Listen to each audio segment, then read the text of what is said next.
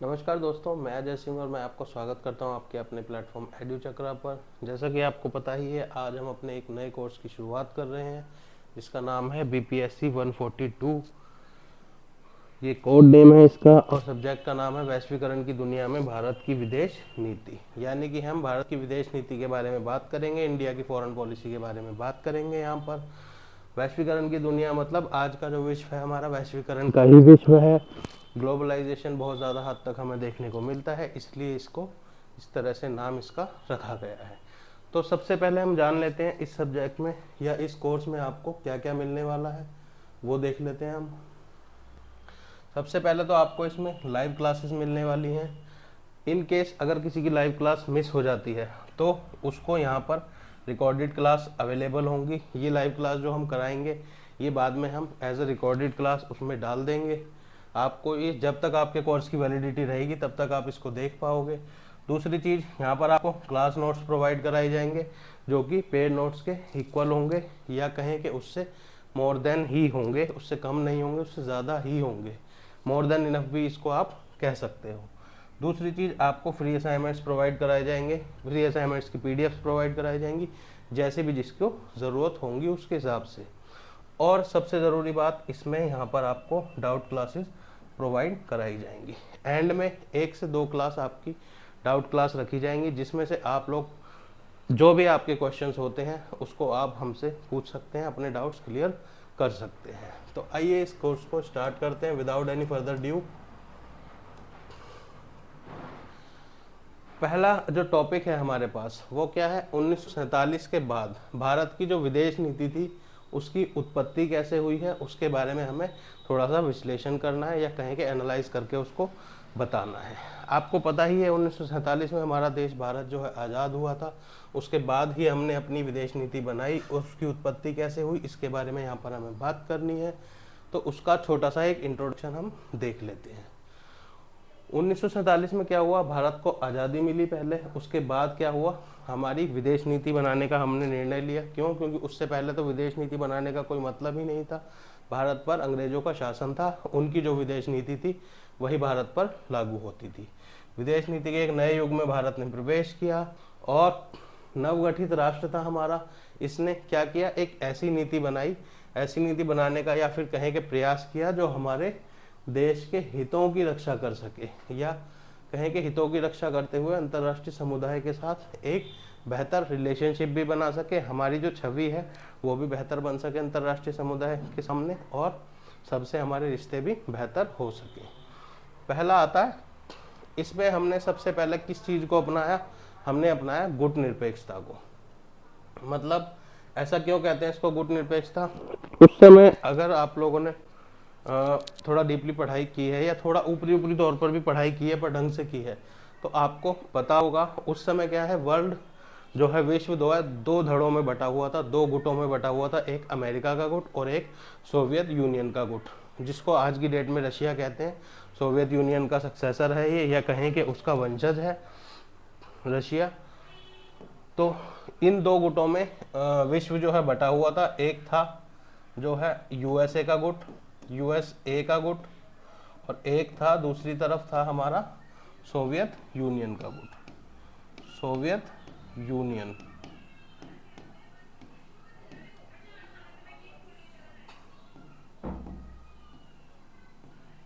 यहाँ पर Soviet union का गुट। तो ये 2 गुट जो थे उस समय वर्ल्ड पर हावी थे। सारे देश, अक्सर जो देखा जाता है बहुत हद तक ऑलमोस्ट सभी देश इनमें से एक ना एक गुट का पार्ट हुआ करते थे। उसी के विरोध में या कहें कि उसी का सामना करने के लिए भारत ने क्या नीति अपनाई, भारत ने गुट निरपेक्षता की नीति अपनाई। इसमें भारत को इसका लीडर भी कहा जाता है। गुट निरपेक्षता की नीति का या गुट निरपेक्षता का आंदोलन जो हम आगे पढ़ेंगे इसमें, उसका लीडर भी भारत को कहा जाता है। ये क्या थी, ठंडे युद्ध का प्रभाव। यहाँ पर ठंडा लिखा है, हालांकि ये शीत युद्ध है, बिल्कुल टिपिकल लिख दिया है हमारे टाइपिंग मास्टर ने। शीत युद्ध का प्रभाव, पहले तो क्या था, हमारा यहाँ पर एक शीत युद्ध देखने को मिल रहा था। तो उसको क्या कहते हैं, वो क्यों था शीत युद्ध, ऐसा नहीं है कि सर्दियों में लड़ा गया था। शीत युद्ध इसलिए था जो कि 1990 के आसपास तक चलता रहा, वो क्या था, वो एक्चुअल में ये चीज़ थी कि टेक्नोलॉजी में लड़ाइयाँ हो रही थी दोनों गुटों के बीच में, या कहें कि मुख्य तौर पर सोवियत यूनियन और अमेरिका के बीच में।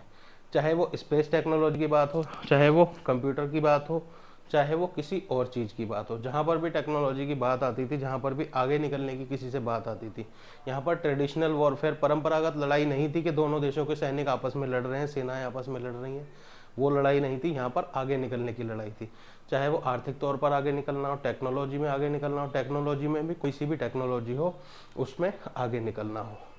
तो इसमें क्या देखने को मिला, सेकेंड वर्ल्ड वॉर के बाद क्या हुआ, विश्व दो ध्रुवों में बट गया या दो धड़ों में बट गया। दो गुट थे इनके, एक अमेरिका और दूसरी तरफ था क्या, हमारा सोवियत यूनियन। हमारा मतलब मैं ऐसा कह रहा हूँ, एक तरफ अमेरिका था और एक तरफ सोवियत यूनियन था। इन दोनों के ही पक्ष में हम लोग नहीं गए और इन दोनों महाशक्तियों के प्रभाव से दूर रहने का हमने फैसला किया। क्या करने का, दूर रहने का हमने फैसला किया कि हम इन दोनों से दूर रहेंगे और दोनों से संबंध बनाकर रखेंगे। दूसरा पॉइंट आता है हमारा शांतिपूर्ण सह अस्तित्व। शांतिपूर्ण सह अस्तित्व की यहाँ पर बात होती है, मतलब हम शांतिपूर्ण तरीके से रहेंगे, इन दोनों की जो भी लड़ाई है, जो भी टेक्निकल वॉरफेयर है इनकी, उसके बीच में हम नहीं पड़ेंगे। हम दोनों के साथ संबंध बनाकर शांति से रहना चाहते हैं और सभी देशों के साथ मैत्रीपूर्ण संबंधों का हम बढ़ावा देना चाहते हैं, उनके साथ हम मैत्रीपूर्ण संबंध रखना चाहते हैं। चाहे वो देश किसी भी धड़े में हो, चाहे वो इस धड़े में देश हो, चाहे वो दूसरी तरफ सोवियत यूनियन वाले या सोवियत संघ वाले धड़ों में हो देश, हम सभी देशों से क्या कर रखना चाहते हैं, मैत्रीपूर्ण संबंध रखना चाहते हैं। नेक्स्ट आता है अंतर्राष्ट्रीय सहयोग। अंतर्राष्ट्रीय सहयोग भी हमें कैसे प्राप्त हुआ, इसमें हमें कैसे प्राप्त हुआ, भारत ने क्या किया, संयुक्त राष्ट्र जैसे जो भी अंतर्राष्ट्रीय संस्थाएं थी, जो भी अंतर्राष्ट्रीय संगठन थे, उनमें क्या करा, सक्रिय भूमिका निभानी शुरू करी भारत ने और विश्व शांति का पक्ष लेना शुरू करा कि वर्ल्ड में जहाँ पर भी लड़ाई झगड़े हो रहे हैं, किसी भी तरह के कोई भी लड़ाई झगड़े हो, किसी भी तरह की कोई भी अशांति वाली चीज़ें हो रही हैं अगर विश्व में, उनका हमने विरोध करना शुरू किया, उनके खिलाफ बात करनी शुरू की और जहाँ तक पॉसिबल हुआ हमने अपनी सेनाएं भी वहाँ पर भेजी। United nation peace keeping forces में हमने अपनी सेनाएं भी भेजी काफ़ी हद तक और विश्व शांति के लिए हमने काम किया, या कहें कि उसको विकसित करने के लिए हम लोगों ने काम किया। हम लोगों ने मतलब हमारे देश ने, जो कूटनिरपेक्षता की नीति हमने अपनाई उसके अंडर हमने ये सब काम किए। दूसरी चीज़ आती है हम यहाँ पर विदेश नीति के प्रमुख लक्ष्य क्या क्या थे भाई, क्या क्या थे या क्या क्या होते हैं। वो उस समय भी वही थे, आज भी वही होते हैं, थोड़े बहुत चीज़ें चेंज हो जाती हैं। मुख्य तौर पर मोटी मोटी चीज़ें कुछ चेंज नहीं होती हैं, जो मुख्य मुख्य चीज़ें होती हैं वो चेंज नहीं होती हैं, छोटी मोटी चीज़ें कुछ चेंज हो जाती हैं। पहला जो पॉइंट आता है इसमें सबसे जरूरी, राष्ट्रीय सुरक्षा, देश की सीमाओं की रक्षा करना और क्षेत्रीय अखंडता को बनाए रखना, ये हमारी सबसे प्रमुख मुद्दा होता है जब हम राष्ट्रीय सुरक्षा की बात करते हैं, या कहें कि विदेश नीति के प्रमुख लक्ष्य, जिन लक्ष्यों पर हम विदेश नीति को डिसाइड करते हैं, जिन तथ्यों पर हम विदेश नीति को डिसाइड करते हैं कि हमारी विदेश नीति कैसी होगी, उसमें सबसे ज़रूरी आता है हमारे पास राष्ट्रीय सुरक्षा। दूसरी चीज़ आती है आर्थिक विकास। अब भाई राष्ट्र तो हमारा सुरक्षित हो गया, हमें आर्थिक विकास भी तो करना है, जिंदगी में आगे भी तो बढ़ना है। देश जब तक आर्थिक तौर पर तरक्की नहीं करेगा, बाकी क्षेत्रों में कैसे तरक्की करेगा। मान लीजिए खाली राष्ट्रीय सुरक्षा आज के लिए हो गई और हम आर्थिक तरक्की नहीं करते हैं, आर्थिक सुरक्षा हम नहीं रखते हैं अपने देश की, आर्थिक विकास हम नहीं कर पाते हैं, तो उससे क्या फ़ायदा होगा, आने वाले समय में ज़्यादा पैसों की ज़रूरत होगी राष्ट्रीय सुरक्षा बनाए रखने के लिए और हम वो भी नहीं बना पाएंगे अगर आर्थिक विकास नहीं किया तो। इसलिए दूसरा पॉइंट सबसे ज़्यादा ज़रूरी आर्थिक विकास होता है। कैसे, इसमें अंतर्राष्ट्रीय व्यापार को बढ़ावा दिया जाता है, निवेश को बढ़ावा दिया जाता है, जिससे ओवरऑल क्या होता है, आर्थिक विकास को प्रगति मिलती है या आर्थिक विकास प्रगति करता है। तीसरी चीज़ हमारे पास आती है दक्षिण एशियाई सहयोग। हमारा देश कहाँ पर सिचुएटेड है, भौगोलिक तौर पर कहाँ पर है, कहाँ पर स्थित है हमारा देश, दक्षिण एशिया में। दक्षिण एशिया का एक महत्वपूर्ण देश है हमारा, या कहें कि सबसे महत्वपूर्ण देश दक्षिण एशिया का हमारा भारत है। और हमारे जो और भी जो नेबरिंग कंट्रीज हैं दक्षिण एशिया के और जो देश हैं, उनसे हमें क्या रखना चाहिए, हमेशा से हम यही चाहते आए हैं हमेशा से कि उनसे हमारे मैत्रीपूर्ण संबंध रहे, हमारे संबंध ज़्यादा से ज़्यादा अच्छे हो सकें, चाहे वो पाकिस्तान ही क्यों ना हो। हमने हमेशा यही कोशिश की है कि उनसे हमारे संबंध अच्छे हो सके। ठीक, तो दक्षिण एशियाई क्षेत्र में शांति और स्थिरता को बढ़ावा देने के लिए हम लोगों ने काम किया। नेक्स्ट आता है गैर संरेखण आंदोलन। गैर संरेखण आंदोलन, ये क्या होता है भाई, अन्य विकासशील देशों के साथ मिलकर एक मजबूत आवाज उठानी चाहिए हमने, या कहें कि उठाई, उठानी को काट देंगे हम, इसमें उठाई कर लेंगे, ठीक है। हमने एक मजबूत आवाज उठाई, हमने अपने दक्षिण एशियाई संगठन भी बनाए, इसमें दक्षिण एशियाई देशों के साथ मिलकर बहुत सारे संगठन भी बनाए, जिसमें सार्क भी शामिल है। आसियान में भी हम लोग कहीं ना कहीं से जुड़ने की कोशिश करते आ रहे हैं अभी तक भी, और जो भी मुद्दे उनके होते हैं हम कोशिश करते हैं कि सॉल्व करके उसमें जल्दी से जल्दी जुड़ पाए। अभी 2024 का अगस्त चल रहा है, सॉरी सितंबर चल रहा है 2024 का, बट अभी भी हम आसियान के मेंबर नहीं है। हालांकि हम ऑब्जर्वर स्टेट जरूर हैं वहाँ के, पर प्रॉपर मेंबर नहीं है। आगे हो जाते हैं तो पता नहीं। अब दूसरी चीज आती है, विदेश नीति को प्रभावित करने वाले कारक क्या क्या होते हैं भाई। कुछ कारक ऐसे भी तो होंगे जिनसे हमारी विदेश नीति चेंज हो सकती है, अच्छी हो सकती है, बुरी हो सकती है, या घट सकती है, किसी देश के प्रति बढ़ सकती है, तो वो चीजें भी आती हैं। क्या क्या कारक होते हैं उसके? पहला तो भूगोल। भारत की जो भौगोलिक स्थिति है बहुत ज़्यादा अच्छी है आज के कंटेक्स्ट में। आज के विश्व की बात करें अगर हम, तो सारा जो व्यापार होता है यूरोप और एशिया के बीच में, वो सारा व्यापार अधिकतर उसका ज़्यादा से ज़्यादा हिस्सा कहाँ से होता है? समुद्र से होता है, हम लोग जानते हैं। और समुद्र से भी कहाँ से? इंडियन ओशन से होकर वो गुजरता है भारत, वो व्यापार। खासतौर पे चाइना का जितना भी व्यापार होता है दुनिया के साथ, वो ज़्यादा से ज़्यादा कहें तो हम 80 से 90% उसका जो भाग है वो कहाँ से होकर गुजरता है? स्टेट ऑफ मलक्का से। स्टेट ऑफ मलक्का आपको कभी मैं मैप पे दिखाऊंगा। उसमें क्या होता है, भारत उसको चाहे तो जब चाहे जब ब्लॉक कर सकता है। क्यों? क्योंकि वो हमारे अंडमान निकोबार द्वीप समूह के पास पड़ता है, और वहाँ पर हमारी सेनाएं हमेशा सैंक्शन रहती हैं, हमेशा वहाँ पर उपस्थित रहती हैं। तो ये चीज़ हमारी जो भौगोलिक स्थिति है और जो हमारी विविधतापूर्ण संस्कृति है, ये क्या है? विदेश नीति को अक्सर प्रभावित करती रहती है, विदेश नीति को अक्सर प्रभावित करती रहती है, और भूतकाल में भी किया है, भविष्य में भी करती रहेगी। इतिहास। भारत का लंबा और समृद्ध इतिहास रहा है हमेशा से। आप लोगों को पता ही होगा, जब हम इतिहास पढ़ते हैं भारत के बारे में तो कई कई हजारों सालों के बारे में हम पढ़ते हैं। उससे क्या होता है, वो भी हमारी विदेश नीति को आकार देने में मदद करता है। भविष्य के लिए हम नीतियां बना सकते हैं, पर वो नीतियां बनाने की प्रेरणा या स्रोत कहें, या कहें कि उसकी स्ट्रेटजी हमें कहाँ से मिलती है? जब हम भूतकाल को स्टडी करते हैं, भूतकाल के बारे में पढ़ते हैं। इसीलिए हम कई जगहों पर इतिहास को पढ़ते हैं, ताकि हम जो भूतकाल में जो चीज़ें हुई हैं उनसे सीख सकें कि क्या चीज़ बेटर हो सकती है, जो गलतियाँ हमसे हुई हैं उसको कैसे सुधारा जा सकता है। तो ये चीज़ यहाँ पर हमें याद रखनी है। नेक्स्ट आता है आर्थिक विकास। आर्थिक विकास कैसे देख सकते हैं हम इस चीज में? भारत की जो बढ़ती हुई आर्थिक शक्ति है, इसने क्या करा है? अंतरराष्ट्रीय स्थिति को और ज्यादा मजबूत किया है। हालांकि अभी तो भारत की कोई ऐसी आर्थिक शक्ति कोई बहुत ज्यादा खास इतनी ज्यादा बढ़ नहीं गई है कि वर्ल्ड में किसी को इससे खतरा हो। हालांकि बढ़ भी जाएगी तो भी भारत ऐसा देश नहीं है। हमारे देश की जो पॉलिसी है, जो डॉक्ट्राइन है, वो हमेशा ऐसी ही रही है कि किसी पर हमला हम पहले से नहीं करेंगे, कोई हम पर करेगा तभी हम उसका जवाब देंगे। बट यहाँ पर क्या है, आर्थिक शक्ति क्यों माना जाता है कि अंतर्राष्ट्रीय स्थिति मजबूत हुई है? क्योंकि भारत के पास बाजार बहुत बड़ा है। भारत के पास जो सोर्स है, सोर्स में यहाँ पर हम युवाओं की बात कर रहे हैं, जो सोर्स है, जो वर्किंग पॉपुलेशन है, वो बहुत ज़्यादा बड़ी है। और सबसे बड़ी बात, वो जवान पॉपुलेशन है हमारी। आने वाले 20-50 सालों में वो बूढ़ी होने लगेगी, 20-30 सालों में। पर अभी के लिए अगर हम भारत के पोटेंशियल का यूज़ कर पाएँ तो नो वंडर भारत दूसरी सबसे बड़ी अर्थव्यवस्था विश्व की बन जाएगा आने वाले 20 से 30 सालों में। ऐसा सारी रिपोर्ट्स भी कहती हैं। नेक्स्ट आता है अंतरराष्ट्रीय संबंध। अब गुटनिरपेक्ष आंदोलन के बारे में मैंने आपको बताया ही है अभी पिछली स्लाइड में। गुटनिरपेक्ष आंदोलन में हम लोगों ने क्या किया? सभी देशों से मित्रतापूर्ण संबंध बनाने की कोशिश की। नैम उसको कहा जाता है, नॉन अलाइन मूवमेंट। मैं नैम कहकर ही अब से उसको संबोधित करूंगा, तो आप लोग याद रखिएगा।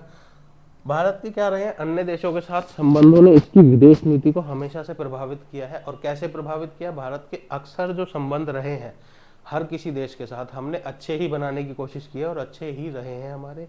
किसी के साथ बिगड़ते भी हैं तो उसको भी हम थोड़े बहुत टाइम में कोशिश करते हैं कि संबंध अच्छे बना लिए जाएं। नेक्स्ट आता है भाई, शीत युद्ध के दौरान भारत की विदेश नीति क्या रही? अभी मैंने आपको बताया, इसको मैं बहुत ही ज़्यादा ब्रीफली आपको बताऊंगा, फटाफट से आपको बता दूंगा मैं, क्योंकि मैं आपको एलेबोरेट कर चुका हूं। बाकी आप लोग यहाँ से पढ़ लेंगे इसका ये एक इंट्रोडक्शन है। शीत युद्ध के दौरान भारत की विदेश नीति कैसी थी, हमने किसी भी देश के साथ जाना प्रेफर नहीं किया कि हम इस गुट के साथ नहीं जाएंगे, ना ही इस गुट के साथ, हम बीच में रहेंगे, दोनों से संबंध बनाकर रखेंगे, हम किसी की कठपुतली नहीं बनेंगे। तो गुट निरपेक्षता का सिद्धांत जो था भारत का मार्गदर्शक सिद्धांत बना, इसको हमने अपना मार्गदर्शक सिद्धांत बनाया कि हम इसी को फॉलो करेंगे और इसी के बेस पर आगे बढ़ते रहेंगे। तो पहली चीज इसमें क्या थी, दो ध्रुवीय विश्व था हमारा। हमने अभी बात की थी, इसमें एक ध्रुव पर अमेरिका बैठा था, एक ध्रुव पर सोवियत यूनियन या सोवियत संघ बैठा हुआ था। दोनों ने अपने अपने गुट बनाए हुए थे, दो ध्रुवों में बटा हुआ था ये। हमने क्या करा, ना अमेरिका की तरफ गए ना ही सोवियत संघ की तरफ गए, हमने कहा हम दोनों से संबंध बनाना चाहते हैं, हम दोनों से संबंध बनाकर रखेंगे। भारत का निर्णय इसमें क्या था भाई, भारत का निर्णय था इन दोनों महाशक्तियों के प्रभाव से दूर रहना, हम इनसे दोनों से दूर रहे और गुट निरपेक्षता की नीति हमने अपनाई कि हम आप में से किसी के भी गुट में नहीं जाएंगे, ये जो बंदरबाट आप लोग कर रहे हैं हम इसमें इसका भाग नहीं बनेंगे। नेक्स्ट आता है शांतिपूर्ण सह अस्तित्व। शांतिपूर्ण सह अस्तित्व मतलब हम लड़ाई झगड़ा नहीं चाहते, आप लोगों को जो करना है अपना करते रहिए, हम जिस भी देश से संबंध बनाना चाहते हैं उसके साथ मैत्रीपूर्ण संबंध बनाना चाहते हैं। इसका प्राइम एग्जांपल है, हमने पाकिस्तान से भी कितनी बार मैत्रीपूर्ण संबंध बनाने की कोशिश की है, जबकि उसकी हरकतें कैसी रही हैं हम सभी जानते हैं। तो ये चीज़ हमने यहाँ पर फॉलो की। और इसके बाद हमने क्या किया, इसके बाद भी हमने हर देश के साथ संबंध बनाने की कोशिश की, क्या की, और इसके पीछे के कारण क्या थे। सबसे पहले गुट निरपेक्षता के पीछे के कारण क्या थे, पहला तो देश की अखंडता बनी रहे हमारी। कैसे, भारत ने जो महसूस किया कि किसी भी महाशक्ति के साथ गठबंधन बनाने में क्या हमारा नुकसान होगा, कि देश की अखंडता खतरे में पड़ सकती है। कैसे, क्योंकि जिस भी महाशक्ति के साथ हम जाएंगे, किसी बहुत बड़े इंसान के साथ अगर हम अलाइन हो जाते हैं तो वो इंसान अक्सर हमें सोचता है कि हम उसके अंडर हैं और हम उसके कहे अनुसार काम करेंगे, और कई बार हमें करना भी पड़ता है, नहीं करते तो हमें उसके बहुत ज़्यादा नुकसान उठाने पड़ सकते हैं। वही चीज़ भारत ने यहाँ पर फील की और इस चीज़ से दूर रहा, और इसीलिए इनसे दूरी बनाई हमने और गुट निरपेक्षता का पालन किया, गुट निरपेक्षता के सिद्धांत का पालन किया। नेक्स्ट चीज़ आती है आर्थिक विकास। आर्थिक विकास के लिए किया हमने, आर्थिक विकास को प्राथमिकता दी। उस समय हमने क्या करा, हम आर्थिक विकास करना चाहते हैं पहले, उसके बाद हम इन चीज़ों को देखेंगे, तब तक हम गुट निरपेक्षता का पालन करेंगे। हमने आर्थिक विकास को प्राथमिकता दी और महसूस किया कि गुट निरपेक्षता की नीति से वह क्या हो सकता है, विभिन्न देशों से आर्थिक सहायता प्राप्त कर सकते हैं, क्योंकि दोनों ही धड़े क्या थे उस समय भी, भारत की स्थिति भौगोलिक तौर पर भी और वैसे भी बहुत ज़्यादा इंपॉर्टेंट थी। तो दोनों धड़े क्या करते रहते थे, दोनों गुट, चाहे वो सोवियत संघ वाला गुट हो चाहे वो अमेरिका वाला गुट हो, हमें अपनी तरफ लाने के लिए कुछ ना कुछ लालच देते रहते थे, हमारी किसी न किसी तरह से मदद करते रहते थे। जैसे कि हमने रशिया से बहुत सारे हथियार लिए, बहुत सारे हथियारों की वहाँ पर डील की, उनकी कंपनीज के साथ हमने साझा किया, उनके साथ मिलकर जो आज हम ब्रह्मोस मिसाइल देखते हैं, भारत का गर्व है, वो हमने रशिया की ही कंपनी के साथ मिलकर बनाई हुई है। वो इस तरह की हमने डील की रशिया के साथ, मतलब सोवियत संघ के साथ। और अमेरिका से हमने क्या किया, जो ग्रीन रेवोल्यूशन अमेरिका में हुआ था, वेस्टर्न वर्ल्ड में हुआ था, उसका बहुत बड़ा फायदा हमें यहाँ पर 1970-75 के समय पर हमें यहाँ पर देखने को मिले, यहाँ पर मतलब भारत में। उनसे हमने खाद्यान्न में बहुत सारी मदद ली। नेक्स्ट आता है विश्व शांति। इसमें विश्व शांति बनाने में भी हम लोगों ने बहुत ज़्यादा भाग लिया। कैसे, क्योंकि गुट निरपेक्षता की नीति जब हमने अपनाई कि हम, आप लोग लड़ाई झगड़ा कर रहे हैं, अपने अपने गुट बनाए हुए हैं, आप लोगों ने एक तरह से दो गैंग बनाए हुए हैं आप लोगों ने, हम आप में से किसी के गैंग में नहीं जाएंगे। हालांकि गैंग हम नहीं लिखेंगे, ऑफिशियल कीवर्ड्स का हम यूज करेंगे। गुट लिख सकते हैं, यहाँ पर संघ लिख सकते हैं, संगठन लिख सकते हैं, कुछ भी लिख सकते हैं। तो किसी भी गुट में हमने जाने से मना किया और अपने काम पर ध्यान दिया हमने।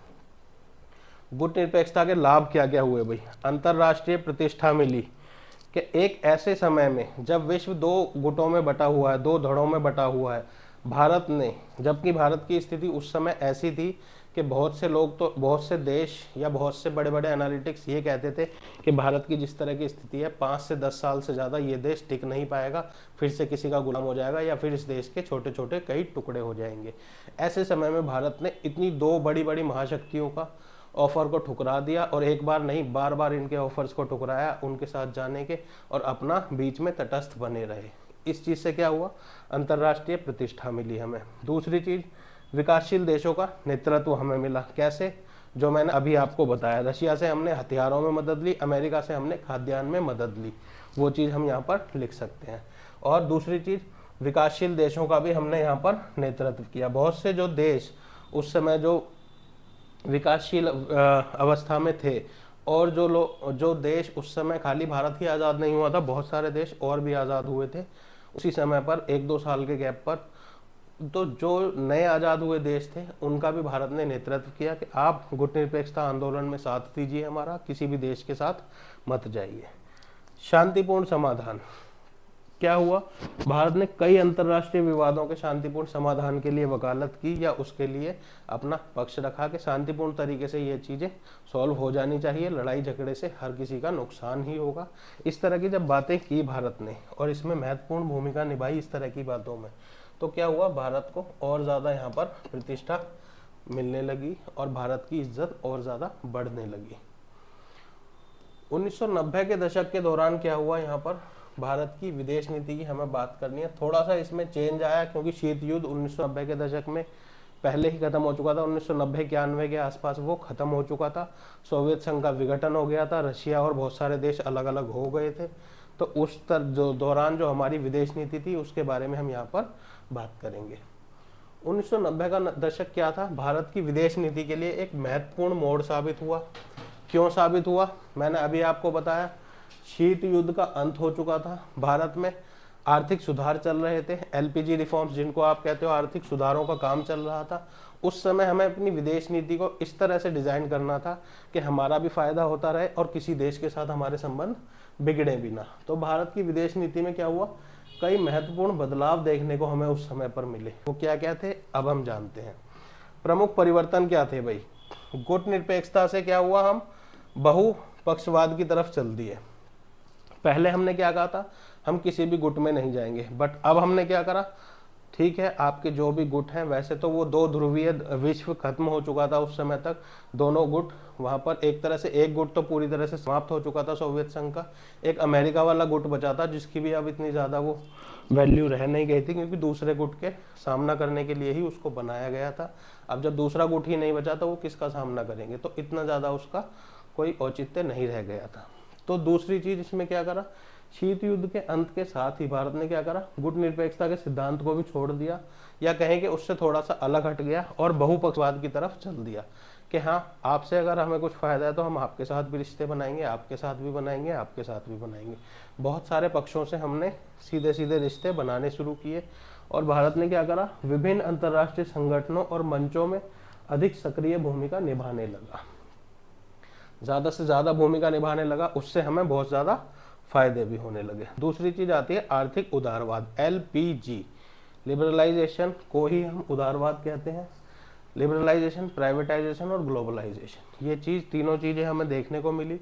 इसमें से आर्थिक उदारवाद हमें बहुत ज़्यादा देखने को मिला। भारत में आर्थिक सुधार किए गए बहुत सारे, जिससे कि क्या हुआ, विदेश नीति की मुख्य फोकस आर्थिक विकास और विदेशी निवेश को आकर्षित करने की तरफ हो गया। सारा फोकस उसका, किसका, विदेश नीति का सारा फोकस किस तरफ हो गया कि विदेशों से ज़्यादा निवेश करवाया जाए अपने देश में, और जो है हमारा आर्थिक विकास किया जाए, किस तरह से किया जाए उस चीज़ पर फोकस हो गया। नेक्स्ट आता है रणनीतिक साझेदारी। रणनीतिक साझेदारी मतलब जो डिफेंस में जो साझेदारी होती है, ये हमें बहुत ज़्यादा हद तक देखने को मिली। विभिन्न देशों के साथ हमारे रणनीतिक साझेदारी देखने को मिली। हमने नए नए डील्स उनसे डेवलप की, नए नए संगठनों में हम भागीदार बने, जैसे कि खास तौर पर, विशेष तौर पर अमेरिका और रूस दोनों के साथ हमने अपने संबंधों को और ज़्यादा गहरा बनाया। पहले क्या था, अगर आप एक धड़े के पास जाते हो तो दूसरा धड़ा आपका विरोधी हो जाता था, पर अब यहाँ पर ऐसा कुछ नहीं था। तो हमने दोनों देशों के साथ बहुत ज़्यादा संबंधों को गहरा किया। नेक्स्ट आता है परमाणु परीक्षण। परमाणु परीक्षण आपको पता ही होगा, सबसे पहला 1775 में करवाया गया था, लाफिंग बुद्धा जिसका नाम था, इंदिरा गांधी के द्वारा। दूसरा करवाया गया था हमारे वाजपेयी जी के द्वारा, जो कि 1998 में किया था, अटल बिहारी वाजपेयी जी के द्वारा करवाया गया था, जिसके ऊपर आप परमाणु मूवी भी बनी हुई आपने देखी होगी।